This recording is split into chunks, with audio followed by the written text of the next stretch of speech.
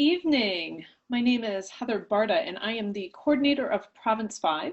And I want to welcome you tonight to this exciting event that we're having. I will let Marcia tell you more about that in a second. It is my job to introduce myself in Province 5. So as the coordinator, it's my job to help with networking and connecting people within the province and across the church so that you can do the ministries that you're called to do wherever you serve. So I know that the pandemic has made us pretty good at Zoom, but I would like to remind you that please keep yourself muted unless you have a question. Also, please feel free to open up your chat bar. So if you look around along the bottom, you can hit the little chat box. And then if you have questions throughout the event or would like to share something, you can put it there. I'll be tracking questions that will come up at the question time, but feel free to use the chat. So that is available to you. You might want to use speaker view in your upper right-hand corner. If you're on a computer, it says view, and you can choose gallery or speaker, and you'll want to choose speaker, and then the highlight, I'll have a spotlight. So I'm on spotlight right now. So if you choose speaker view, you should see me biggest. We are recording this for this evening. So as the coordinator of Province 5, again, I welcome you to this event. We are thrilled that one of the networks that has formed within our province is the Public Theology Network. And so the Reverend Dr. Marcia Ledford is the convener of that. And I will turn this all over to her to get us started. Hi, everybody. What a pleasure it is to be here. And I was supposed to remind Heather to start the recording. And even though she did, I wanted to be sure and fulfill my task. So there. Now we are recording. And I would like to ask that we unmute everybody because I'm going to pray us in. The Lord be with you. And also with you. Grant, O God, that your holy and life-giving spirit may so move every human heart, and especially the hearts of the people of this land, that barriers which divide us may crumble, suspicions disappear, and hatred cease, that our divisions being healed, we may live in justice and peace. Through Jesus Christ our Lord. Amen. Amen. Amen. Amen.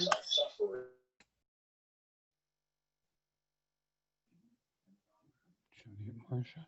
I'm not hearing her. You need to unmute yourself, Marcia.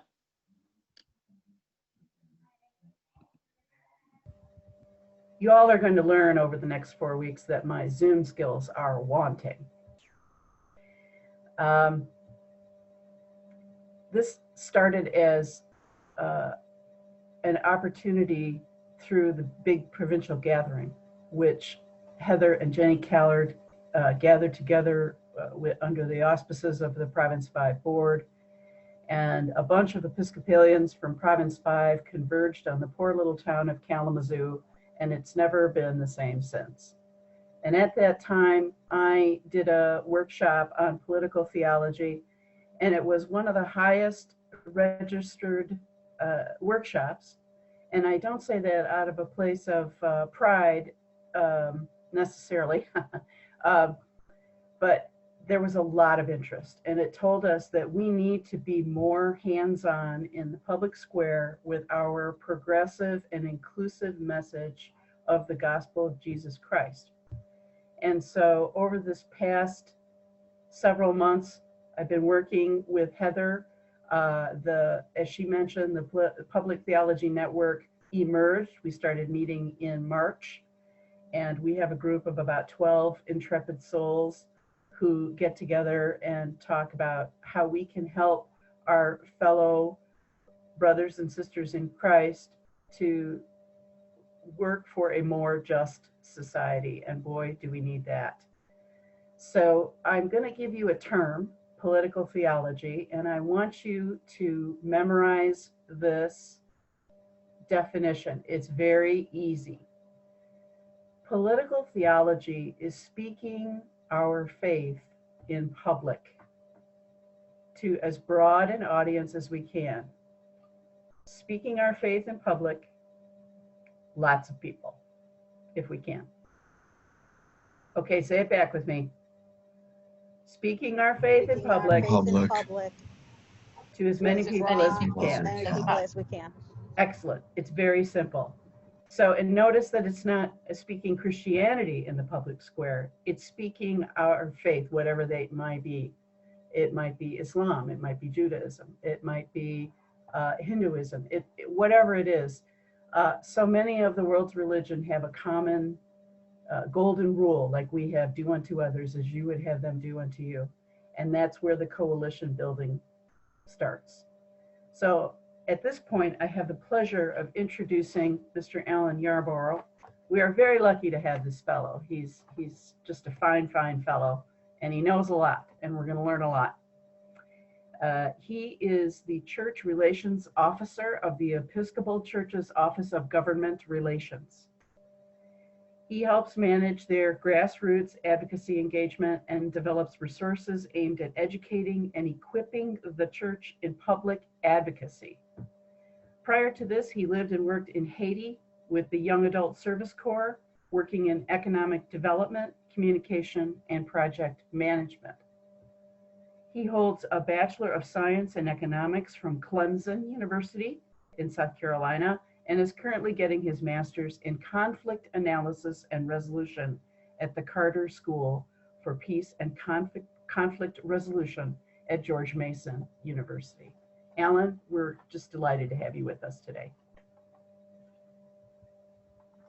Thank you so much, Marcia. I really appreciate that introduction, and it's wonderful to be with you all today to talk about how to be an advocate, how to carry forward our work as Episcopalians into the public square in a number of ways. And to do this, in the midst of an election, I think requires some broadening of our context. So while I am speaking to, or will speak to, some election engagement work, that's not the only piece that I'm thinking about when I'm presenting the material today. I hope to speak to you all for maybe 30 to 40 minutes. This is a little bit of a new slideshow I've got, so I'm not 100% certain how long it'll take me to go through it, but I want to leave time for questions at the end. If you don't mind, just enter your questions into the chat box. If you have them as we go, I may see them and respond in the moment if that makes sense, or I may just save it until the end, just kind of depending on the flow of the conversation. To get started, I'm going to share my screen. You should be able to see the U.S. Capitol there. And I want to start speaking to you all today from the perspective of hope. It's a message that I was using in January and February of 2020, and then I stopped using it, and I regret that I stopped using it because it's still such an important message, and I think it's central to our faith, that's central to being a follower of Jesus, to have hope. And I ultimately think engaging in public policy advocacy, casting our vote in an election, helping to build stronger communities, it's about building a foundation for our common life together. And there's a lot of hope in that. There's a lot of opportunity that we have at our disposal in the US in order to do that. And I hope that through the course of the presentation today and our relationship, that can hopefully continue afterwards, you'll have new tools that you'll be able to use to carry forward with that work. And, we heard, what is advocacy? And over the course of my points, I'll start to unpack the definition of it, but it's very similar to lobbying, although legally there are distinctions, and it has a lot to do with relationship building, a lot to do with representing the church's values, but it's focused primarily on legislation and policy making.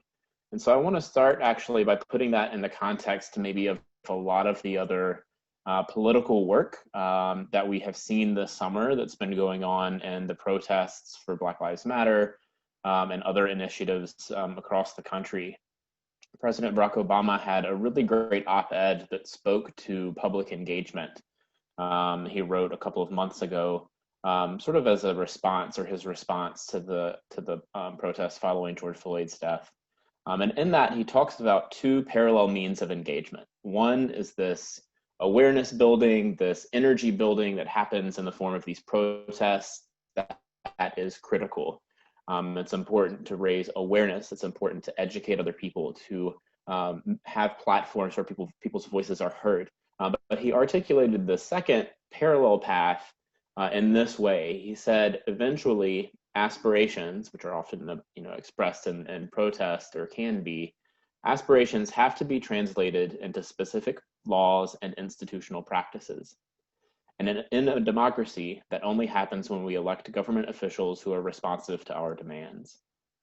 And so this is where advocacy comes in. It's about relationship building with those officials who are in leadership positions in our government, to influence them, to hold them accountable once they are elected into office, and to also be there as a resource for them, bringing the resources of the church into those conversations in ways that can hopefully help us all address injustices and inequality in not only our community, but internationally as well. And I'll speak to that momentarily. So in person, I love doing in-person presentations. I'm sorry that we're unable to do that in the current climate, but so I want you to take just a moment to reflect on why we might do this work. Why would we engage in advocacy as Episcopalians? Why would we engage in advocacy as a church? And just kind of think of maybe of one or two reasons. Maybe you already engage in this work. Think about why you already are engaging in advocacy. If you want, you can mention your answers in the chat box as I move forward. And a lot of answers that people come up with are often, our faith informs us to. It's to care for others.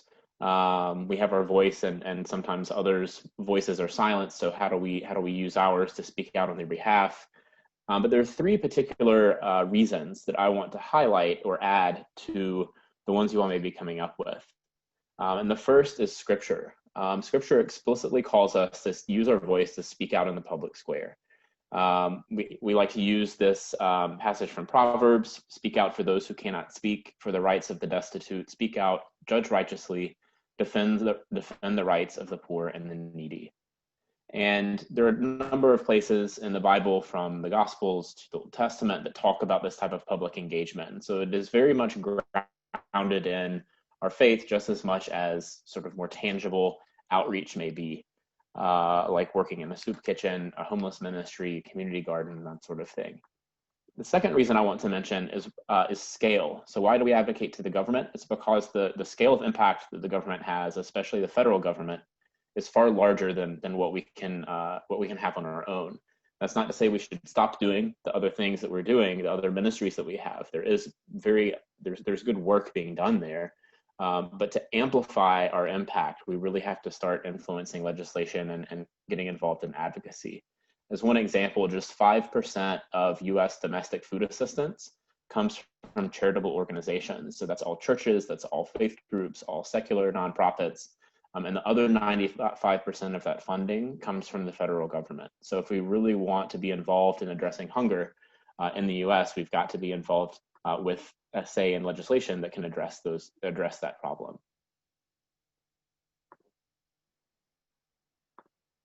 The third example, which is probably third reason, is probably my favorite, and that is the authority that the government has that no other entity has. So in other words, if we want to have particular influence in certain spaces, we're required or have to have some sort of interface with the government in order to do so. Three examples, although there are many others that are up here, include immigration and refugee resettlement, foreign policy, and environmental regulation. So if we as a church want to be engaged in creation care, if we want to continue the ministry of Episcopal migration ministries, resettling refugees in the US, we have to be involved in advocating to the federal government to do those things, because it's the federal government that has the authority to allow refugees in the first place. Same thing with foreign. If we want to have a say on the US foreign policy, we've got to be engaging with the government. So that's a bit about why we engage in advocacy. I'm trying to get the chat box up so I can see your questions. There we go. in your comments. Wonderful. Use your anger for good. As a person of color, some communities in our lives depend on it. Absolutely. Yep. These are very real issues that impact people directly. And even if they don't impact you, perhaps they're impacting other people in our church, other people in our community. So I want to sort of stop for a moment and give kind of the company line, if you will, for the Office of Government Relations and those who may not be familiar with it. So it's a part of the church-wide staff or the presiding bishop staff, which is based in New York City. However, we are physically located in Washington, D.C., and we're tasked with representing the policy positions of the Episcopal Church to the U.S. federal government.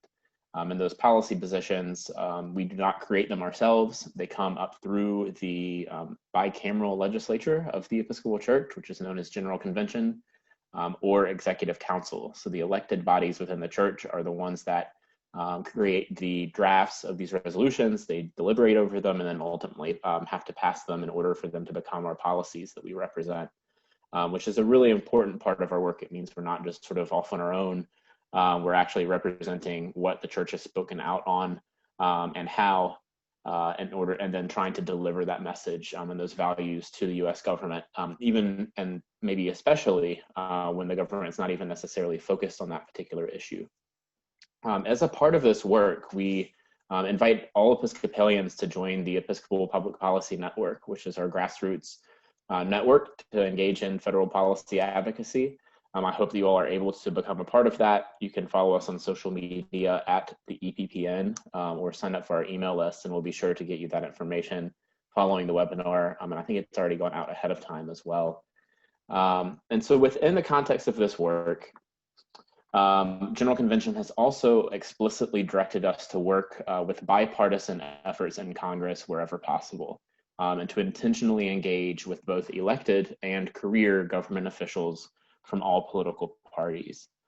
So first of all, and especially with our election engagement, our work has to be nonpartisan. And what that means is we cannot support or endorse, or support or denounce a political candidate or party in the context of an election.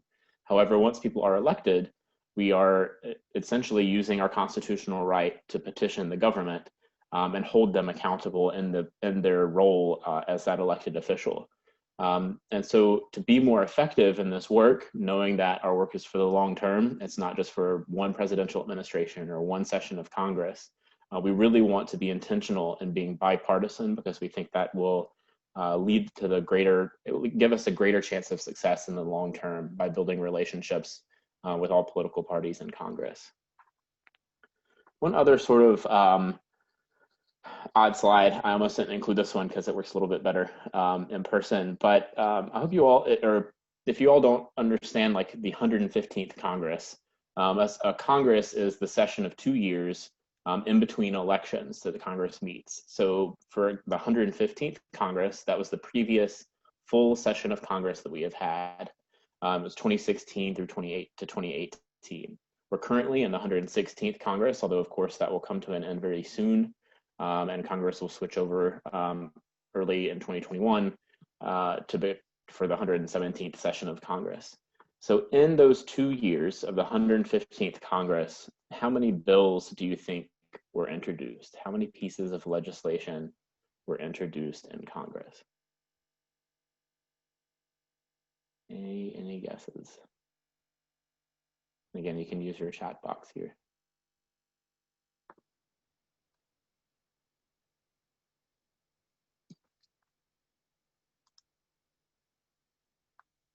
Okay, 5,250, 3425. Okay, so that's actually not as low. Some of those aren't as low as I have seen. However, the number was 13,556. So it's just an extraordinary number of pieces of legislation that were introduced in a 2-year time span only in the US Congress. So this isn't even looking at state governments. How many of those bills were voted on? Only 867, or 6%. And that's just the ones that received the vote. That doesn't mean that they all passed. So how many were enacted into law? 443, or 3% of the pieces of legislation that were introduced. So part of this is to highlight just the complexity of the environment that is within Congress. And while Congress certainly frustrates me, and they are, I think, more this summer perhaps than ever, I also have a lot of sympathy for them in terms of the sheer number of issues that they have to cover and address. Within that, I also want to highlight in our advocacy, some people often write sort of discouraged because the members that represent them, their senators and their member in the House of Representatives, are generally in agreement with them. That may be great. You can thank them for their engagement. You can thank them for their actions, but it is still helpful for you to reach out on issues that that matter to you, because it can help them prioritize and sort through all of these different bills, all of these different issues that they're looking at. And I also raise this to essentially say this is a great reason to have the Office of Government Relations, and is one of the value adds that we bring to for Episcopal advocates across the country. Our staff are working in this environment. We're working in coalition with other faith-based advocacy offices and secular ones as well, navigating this complex landscape and figuring out, okay, when is the right time to actually push for a vote? Is something going to move forward or not? Is there another bill or an alternative that seems to have a better chance, and why? And would we maybe want to compromise for that or push for that bill instead? And sometimes legislators actually reach out to us and ask for input on bill drafts, asking for expertise and that sort of thing. I think a question if we should begin with local issues. I'll come back to that, Jim, in the Q&A. It's a good question. So what are all of these areas that, in all these areas, what does the Episcopal Church look at? We have policies on dozens and dozens of things. And so ultimately we've got to prioritize on something and focus in some way based on the interests of Episcopalians, based on where we think we can have a unique voice and be influential in our work in DC. Sort of the policy areas that we focus on most are creation care, ending poverty, which is both domestic and international, migration, refugees and immigration, and human rights and peace building. The fifth category up there, racial reconciliation, is a little bit unique because it's not necessarily a discrete category of policy, areas. We instead use racial justice, racial healing as like a lens to look at some of the other policy areas rather than thinking of it as a totally separate thing in and of itself. So what that means in practice is, if we're looking at pollution regulation or immigration policy, what are the racial justice implications of those policies or those pieces of legislation? The example I like to use lately is one that I think highlights the importance of doing that because it's a really peculiar example. So we've been pushing for another stimulus package in response to COVID-19 and the economic downturn. And one piece that we're continuing to highlight in that is federal funding for state and local governments, since state budgets are being hit so hard in the coronavirus response and with unemployment. The reason why, or one of the many reasons why that's a racial justice issue, is because state governments disproportionately employ Black and other non-white Americans. And so the concern is when those budgets, when that sort of crisis hits ahead, there are going to be layoffs, and that will disproportionately impact non-white people. So it's going to be a matter of racial justice to try to keep state budgets afloat and state governments afloat. So that's sort of a rhyme or reason or how we apply that across these issues. It's not perfect. It's something we're constantly trying to improve, but we hope that that's the helpful perspective, especially in an environment where legislation is not explicitly race-based, but can sometimes very much have implicit implications based on race. So this is sort of another way to look at the work of OGR, and a lot of it, is public, but the vast majority of our work is spent below the surface. It's not necessarily seen. I mentioned some of these things already in terms of legislators asking us for expertise. We'll contribute to bill drafts. We track legislation. So this is the stuff that kind of we sort through, and then once we send something out into the public, whether that's an Episcopal Church statement or a call to action that we send all Episcopalians asking you all to advocate on a bill, all of that, is sort of the public piece that comes out of this work. So there's this synergy here of all of these pieces. I've also done more specific trainings in policy advocacy that dig into these more, looking at them as different tools that you may be able to use in your own context. I've done that more for like lay and ordained church leaders, and happy to have a follow-up conversation with any of you if you're interested in doing that type of work. So again, make sure to join the Episcopal Public Policy Network, and you'll get updates like these action alerts, which we send roughly once a week, although we've been a little more active lately. We try not to send out too many to overwhelm folks, but they're, again, all informed by church policy and official positions. We try to have educational resources to accompany them without them being too overwhelming. But they're sent in a way that is strategic, either with coalitions that we're working in and other partners, or based on the environment and the read that we're getting on Capitol Hill in DC to see, okay, now is the moment for action on supporting human rights defenders, for example, or now is the time for action on the 2020 census and moving the timeline for when the Census Bureau can deliver the data to the president. That's something that is currently on the table in the census. We'll also, through the EPPN, send out advocacy campaigns because we view a piece of advocacy as just education on the issues that we're covering, education on issues that are facing our community to make sure people understand different angles to it, different parts of the process. Sometimes it involves, analyzing compromise and why a particular bill works in a given moment, and comparing that to other the church policies that we have. The 2020 census was that series highlighted the importance of the census process to essentially all of the other advocacy work that we do. The census is not just about the apportionment process of congressional seats, but it's about the data that federal agencies use, that state governments use, local governments use, in order to develop their programming for the next 10 years. So that's a great tool or source of educational material, we hope, as well. And so hopefully that is another reason to sign up for our email list. I do want to specifically sort of take a little bit of a detour and a deeper dive into our international advocacy for a couple of reasons. First of all, as people within the US, we have, whether we use it or not, a relatively high level of power and influence on international issues, given the United States' presence abroad.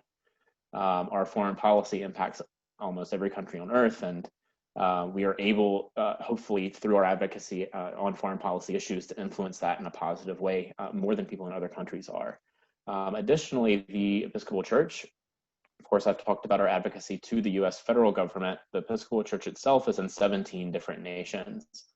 And then as a whole, we're one of 41 provinces now, I think, in the worldwide Anglican Communion. And so we're able to build and draw on those relationships and this advocacy as well, which is something that not a lot of other organizations can do. The Catholic Church is able to do that. And we do work with the Catholics extensively on international issues, but it's something that's really, really unique to our Episcopal identity. And we hope to sort of guide our advocacy in the space, in the international policy space, in a way that's helpful. So I really encourage you to pay attention to that. It usually is not something that's front page news and in the headlines, but it's something that's really important in an area where we can have real influence, especially compared to other areas. So just a little bit of an aside. Happy to answer questions on that as well. In the last few minutes here, before opening up to questions, I know this is a lot of information. I want to just highlight 4 resources in addition to the EPPN that could hopefully be helpful for you. The first of those is our civil discourse curriculum. So, of course, a part of political engagement is conversation. It's listening. It is voicing our own perspective and point of view. And so how do we do that using civil discourse, which we define as conversation to enhance understanding?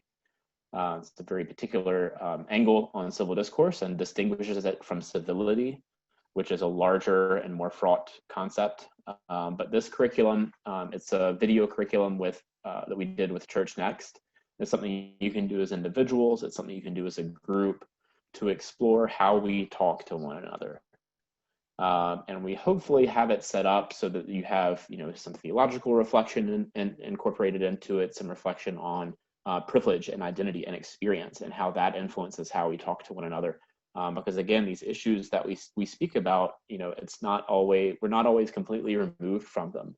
There are real people, these issues impact real people. They impact ourselves, they impact our loved ones, people in our pews. And so how do we handle that? How do we build our communal capacity to engage in these conversations? Because I really think that our success and ability to problem solve, to work with legislators and policymakers, it depends on this type of interaction, of leaning in, of getting close, and really digging into some passionate, tough issues. So I encourage you to check that out if you have not done so already.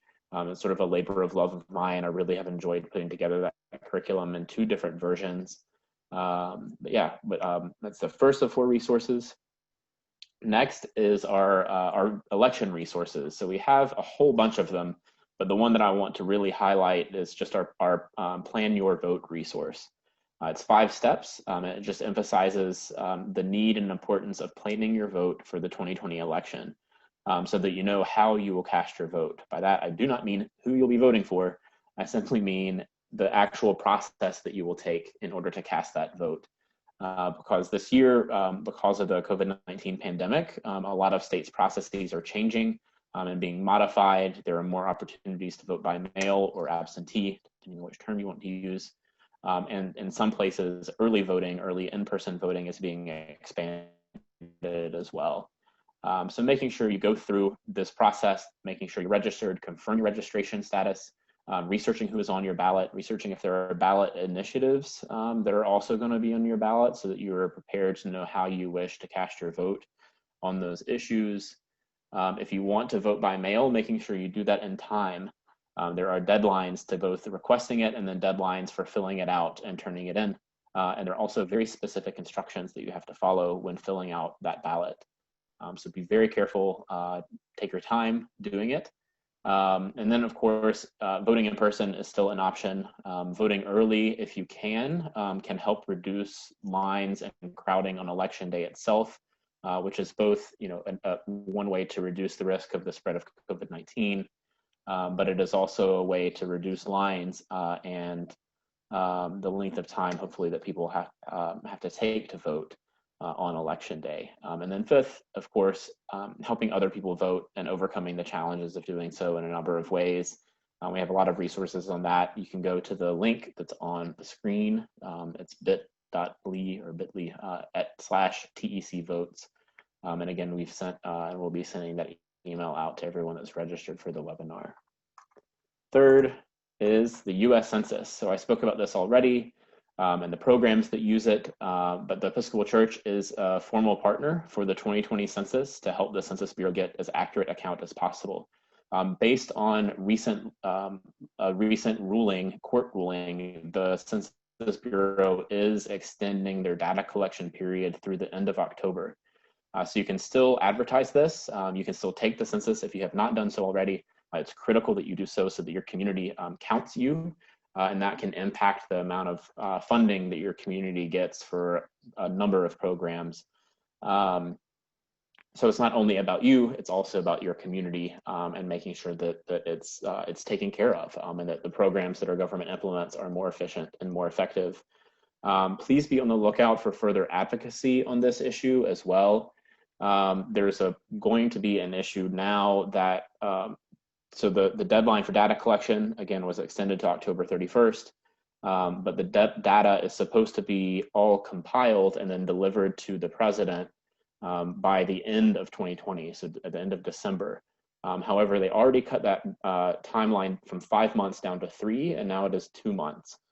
So it really is essentially impossible for them to make that deadline without congressionally approved extensions for the deadlines to deliver the data.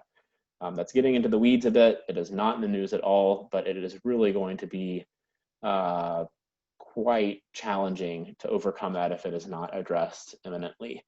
So please do take, that's sort of a very specific request for a more general webinar.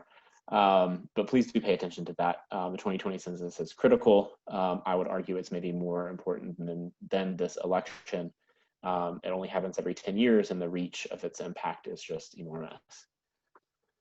Fourth and final resource before we move into Q&A is our misinformation, disinformation, why should we care resource. So misinformation, something you may have started to hear about, maybe you're hearing about it more. It's something that's not new, and this resource actually begins with the story of Adam and Eve in the Garden of Eden as sort of an old reference to misinformation and deception. So it's not a new problem. It's just simply there are new communication tools, mainly social media, that are facilitating the spread of misinformation in ways that are incredibly harmful. There are also, and the sources vary. It's not just international sources, like what we have seen with Russian interference in our election in 2016 and some in 2018, but there are domestic sources as well. So this resource is meant to help you identify misinformation and work to combat it. It's something that we still have not seen other faith groups engaging on this. The Evangelical Lutheran Church in America has just adapted our resource and re-released it as theirs, giving us credit, which is a wonderful collaboration with them. So we're sort of building some momentum around misinformation, but this is something that's critical for across the board for your engagement and advocacy, for your conversations with one another even, and for discerning your vote this year. And how you're going to vote. So we hope that this resource is helpful. We welcome feedback on any of these things. Maybe there are resources I didn't review or that you're not finding, and we can help work with you to develop those.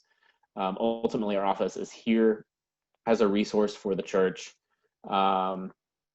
to assist you with all of your policy advocacy needs.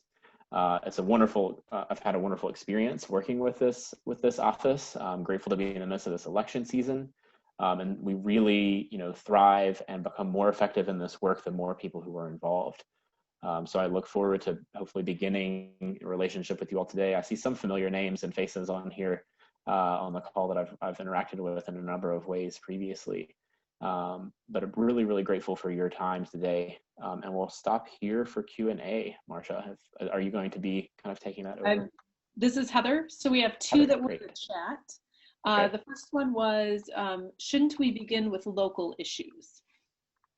So that's a great question. And, I don't think of it as either beginning with local or national or international. I think of it in a different way. There is almost an infinite number of things that we can take on and engage with. So we have to think where's our interests, what skills do we have, what expertise do we have, and how may we be able to apply that in this work in advocacy, and what relationships do we have, or what relationships can we build, and how do we leverage those for influencing change. So that's more how I think of it, rather than trying to separate it by local, national, or international, because all of those issues ultimately impact one another. So if your parish, your congregation, or ministry has certain outreach programs, that might be a good place to start. Say you have these tangible ministries like a community garden. Reflect on why you have that community garden. Is it to address environmental education? Is it to address food insecurity? And then how might you also pursue those goals through advocacy?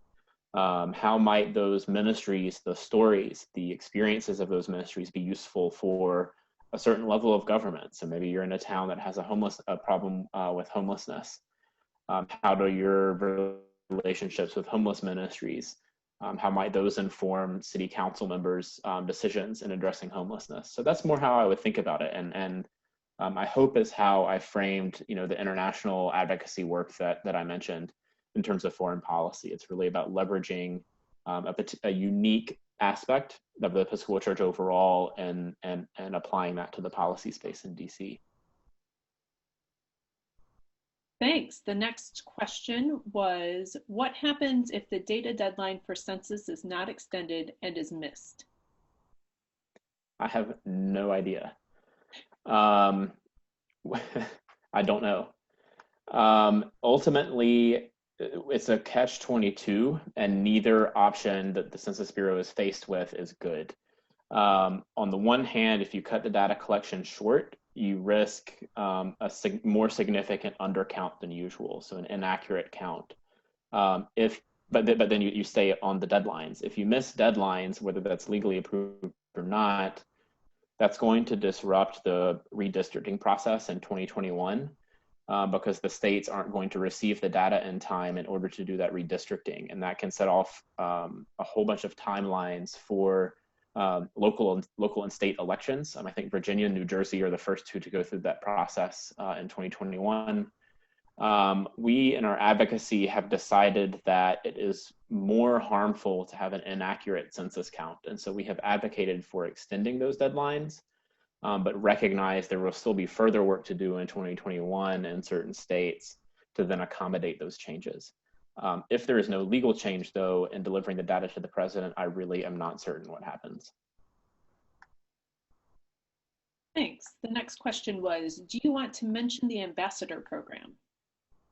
Yes, I'm wondering if that was Leanne Reed that's on here. I'm not sure. Yeah, so the EPP and ambassador program is something that's new. I think we have at least one on the call, which is great. But the EPP and ambassador program, we're trying to identify people, really one in each diocese, although we have some that have two that coordinate with each other to help amplify our messaging on a parish by parish or ministry by ministry basis. We found there's a significant gap in awareness of our office, and we think we can really improve on our effectiveness by growing our network in that way, by building closer relationships vis-a-vis these ambassadors with parishes across the country. So if you're interested in more information about that or even joining, please do be in touch with me. And I can get you, send you or direct you to the application process for that. It's something that's new. We're modifying it as we go, even though we did have a pilot run last year in 2019. But I'm grateful for the work that's already going into that and looking forward to seeing where that goes. Thanks. I'm going to skip Jean's question. I will come back to that. The next question from Phyllis. Alan, what approach would you take for introducing the civil discourse curriculum in a parish that is politically diverse?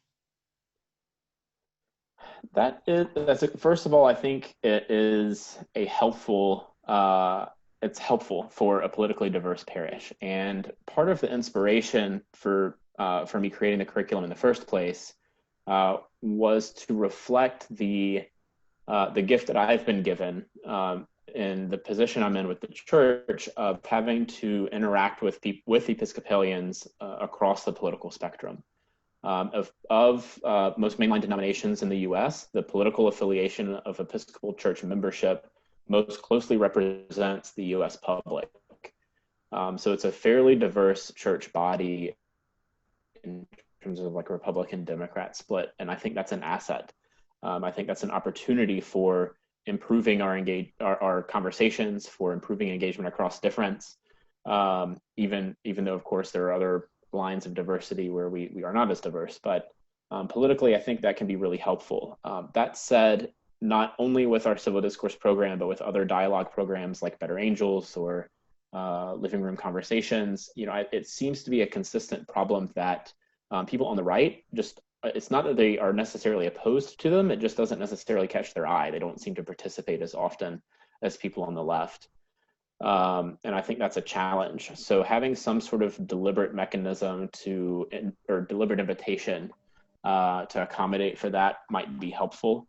But I've also seen my favorite exercise in the curriculum, and it's actually in the written version, is an exercise that talks about our values and beginning our conversations from a place of values before we jump into partisan positions. And the exercise is a page with a long list of values on it. And you're supposed to, it's something like circle the values that you hold dear, square the values that the church holds dear, and underline the values you think the country holds dear. And of course, there's some overlap with that. And what I have seen over and over again doing that exercise is in audiences that I know are more politically diverse, they come away surprised in learning what they have in common with one another. And audiences that are more politically homogenous, they come away surprised at the differences that they have, the disagreement that they have over what values to emphasize. And I think that's ultimately a part of the goal of the curriculum, is to get people thinking and engaging in a different way and really reflecting on how we're interacting in the context of our conversations. If you want further help with that, again, please do reach out to me directly, and I'm happy to give you further input and guidance on using the curriculum. A question from Doug. Is it possible to get a list of folks from our diocese or state subscribed to EPPN? Let's talk about that. I do not know. I have not been asked that before, Bishop Sparks, but let's talk about that.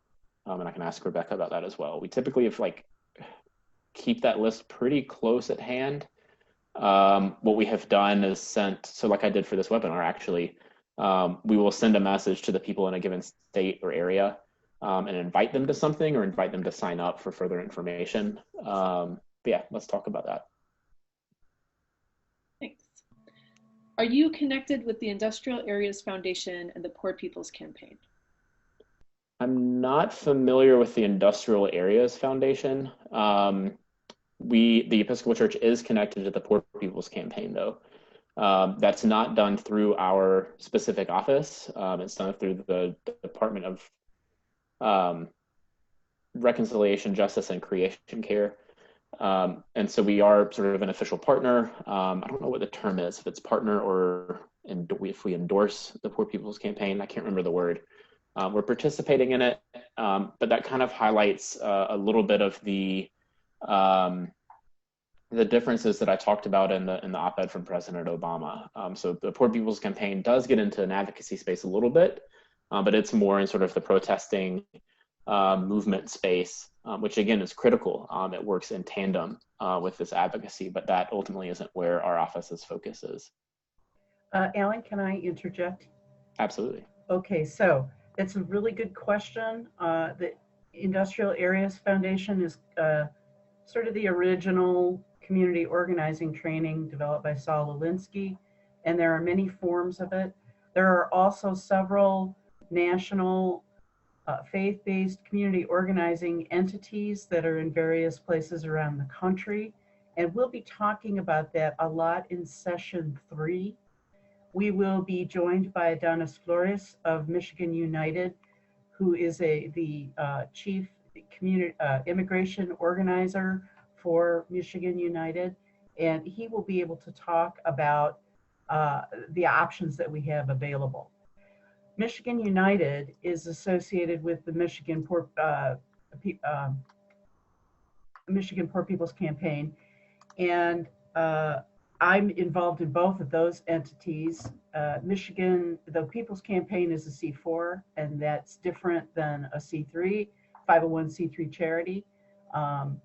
So we'll be talking, it's a political action committee. So we'll be talking about those things in more detail in session 3, which is on October 20th. So very good question. Thank you. Yeah, thank you, Marsha, for that, those additions. And in terms of our coalition building, I haven't gone into that a whole lot, but it's a critical part of our advocacy strategy, and Canon should be for your own. I building off of this idea of leaning into sort of what value add can you bring, what specific angle or contribution can you make. Other organizations can bring different things to the table. So for example, we work, so our office is four full-time, 1 half-time staff. It's the smallest it's been since it was created in the late 70s. It is one of the smaller faith-based advocacy offices in DC, whereas the Quakers, the Friends Committee on National Legislation, has like 55 staff. I mean, it's just enormous. And they have 3 people exclusively dedicated to criminal justice reform. So we're able to lean into them and their research, their tracking of legislation, the relationships that they build with members of Congress. We're able to rely on that for our own criminal justice reform advocacy. It doesn't mean that we take on their positions necessarily, but it does mean that we work with them on that. We do the same thing with the Southern Baptist Convention, with the Catholics. I mean, sort of look for any and all partners that we can. So that coalition building is helpful. The main thing that we have to be aware of, though, is to essentially only work with 501c3 organizations and make sure that all of the work that we do is nonpartisan. 501c4 organizations have more leeway in terms of the partisan work that they can do, which you see come forward most apparently.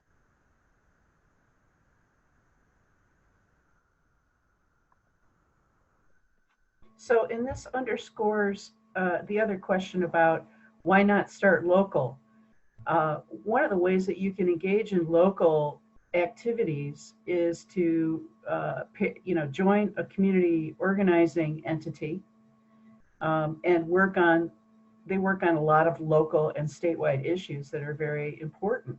And so, but you can also be writing to your congressional representatives and following the Episcopal Public Policy Network alerts and so forth. So it can be sort of a two-pronged approach. And I think that that's an important thing to remember. Absolutely. You're in IAF in Cleveland. Is that Gary that said that? That's Gary, yeah. Hey, Gary. Yes, I said that. How are you doing, Alan? Doing well. How are you? Good. Can you give a quick example of something you're working on with IAF, Gary? Well, we're working on several things, but one thing we had a big effect on was overcharging in the criminal justice system. We had 2 meetings when the prosecutors were being elected, were mass meetings where we had 1,000 people in the sanctuary of a temple, and we put out what we wanted them to do, and they've been doing it. We're still overcharging more than any county in the state in Cleveland, Cuyahoga County, but it's dropped a lot. The death penalty cases have dropped a lot. And it's all because we figured out that on a local level, the prosecutor gets to decide how to charge.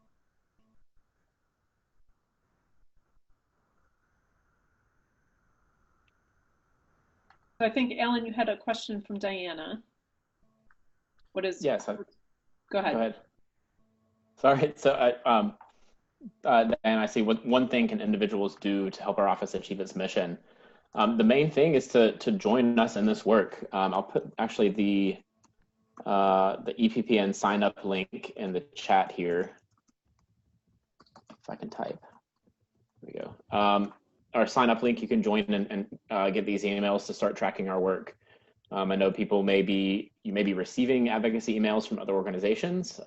We hope that ours are enticing enough, short enough, easy enough to use for you to take action, on a weekly basis with us, or as you feel called to, depending on the issue. But that would be the main way. And there are a number of ways to get more involved from there. But I think, one takeaway from today would be to sign up. We ask for your mailing address. That is in order so that our system can connect you to the proper elected officials. So that when we send a message to you, or when you're filling out the form to send a message to Congress, it's sending it to the right people. So that's why we ask for that much information, but otherwise it's not too intrusive. And Amy asks, I'm not sure if this is going to be Alan or Marcia. I'm an attorney licensed in federal court. How do I get involved? That may be more of a Marcia question if you want to. I just sent a note to Amy and I recommended that she look into lawyers and callers through Sojourners. They do great work and it's a place for priests and lawyers to work together.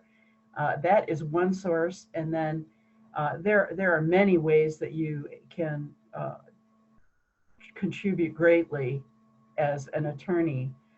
So why don't you get in touch with me and we'll talk about it some more, Amy.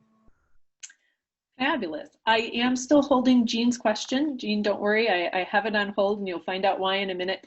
Any other questions tonight? around Alan's presentation, pieces from the Office of Government Relations. Oh, Brad asks, is it worthwhile to write an actual letter to Congress people, or just as good to send 1 or 2 sentence email? Good question, and I cover that more in a detailed advocacy strategy training. Ultimately, between emails or actual letters, it does not matter. Snail mail is scanned and sent in as a PDF. That's part for congressional security.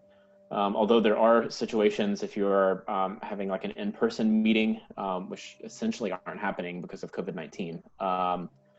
But thank you, Bishop Sparks. Which essentially aren't happening. But if you're doing in person, bringing letters that people have written in person is something that's acceptable. Whether or not that is better is uncertain. But one thing to keep in mind with this advocacy work is it's about long-term relationship building. Certainly these emails and just getting a volume of calls, a volume of emails sent is helpful. There's value in that. They're going to be recorded. It can help, sway or help getting that feedback from constituents is helpful for legislators. But that said, where the effectiveness increases is when you have storytelling, when you show you're more proactive in your engagement with a given elected official or even members of their staff. So our office, the staff in our office and myself, more often than not, we're meeting with staff members of congressional offices, not with the members themselves. And they have subject matter expertise. They report to their boss every single day. And those are often the people that you really want to build a relationship with. And that can happen over time, even by sending multiple emails and letters. I hope that's helpful without getting too much into the weeds there, but it's a great question. And I think helpful to always think about, what is actually effective here. But sending letters, sending emails is a good way of engagement. So Alan, how hard is it to get you to do a more in-depth advocacy training? In 2021, it'll be a whole lot easier. Okay, very good. Between now and the end of the year, it's a little bit hectic. A show of hands in the chat box. Who would like to do a more advanced training, just as a very informal survey? So there you go. There you go. All right. So. Okay. Any other questions? Because I'm still holding Jean's question because you're asking the leading question, Jean. So anything else for Alan tonight? Okay. Alan, I appreciate your help. I'm going to switch to Marcia because really this question is hers. So here we go. Jean would like to know, are there boundaries around advocacy work at the parish level in terms of 501c3 status? Well, yes, indeed there are. However, and we'll talk about, I'm going to answer that a little bit now. But session 3 is going to be when we get into the nitty-gritty of what charities, 501c3 organizations can and cannot do. And largely, not completely, it has to do around election cycles and the endorsement of candidates. We are not allowed to do that. We're not allowed to tell people how to vote. We can tell them physically, mechanically, how to get to the polls and so on, but we can't tell people what candidate to select. So in terms of advocating around issues, we have a lot more latitude than what a lot of people think. We are a nation that, the First Amendment was called the Great Experiment, the Great American Experiment by James Madison, who was the primary architect of the Bill of Rights. And Thomas Jefferson wrote a letter about the wall of separation between church and state. And all of a sudden, I think people thought that was kind of gospel. And it's not. So we're going to get into that a whole lot more in session 3. We're going to talk about what we can and can't do and how we can effectively use our First Amendment guarantees of free exercise and free speech, the right to gather and petition, to voice our faith-based concerns. So I hope that'll encourage you to join us that day, Jean, and we'll get to it. I would like to ask another question that you can put your answer in the chat box. Would you be interested in joining a private Facebook group where we can get together after our sessions and talk about issues that we are facing? Political theology issues that we would like to address, but we don't know who to talk to, because we want to really equip you for ministry, and we want you to teach us what you need.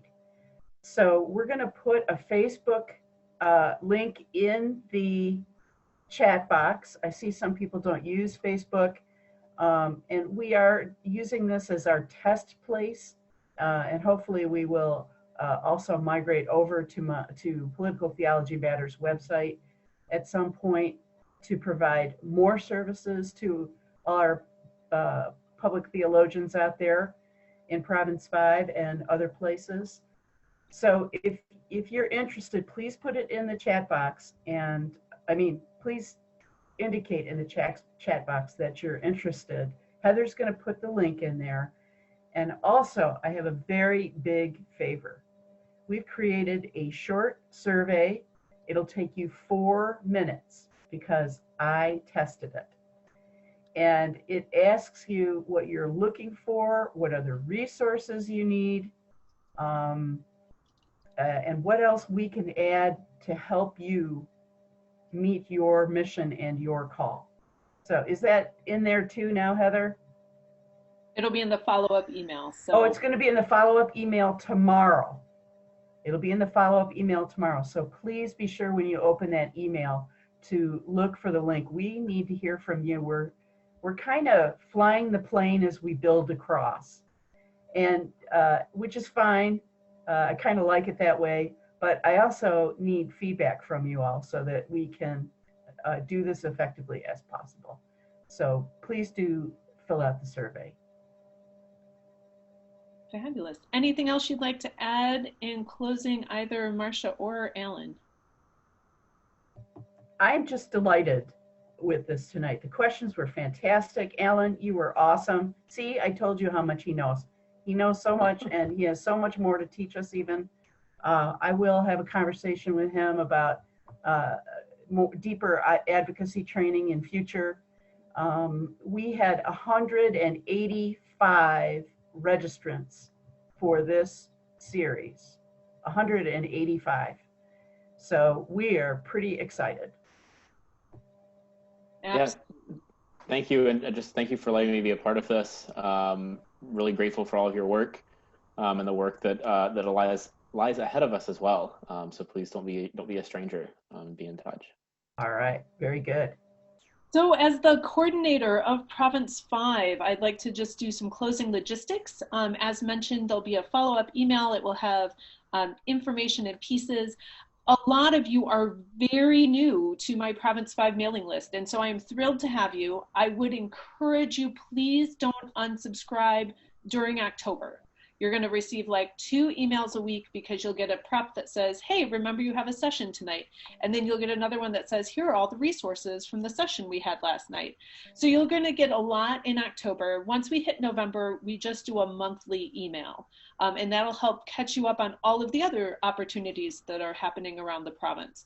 We have several networks that are functioning, lots of things with that. So that's my logistical thing of please don't unsubscribe yourself, because we'll keep giving you the information that you need for that. So I think that that's what I have for this evening. And I really appreciate you being here. We are very excited to be able to continue to connect one another, connect people to each other, and hopefully that this will be helpful to your ministry, however you're doing that, wherever you're ministering with and to people. So thank you so much for being here. Marcia, do you have a closing blessing? Yes, I was wondering if Deacon Marcia is still around. Is she still with us? There she is. Do you want to dismiss us? Oh, you mean not pray, just dismiss? You may pray, and you may do as well, whatever you like. Oh, let us pray.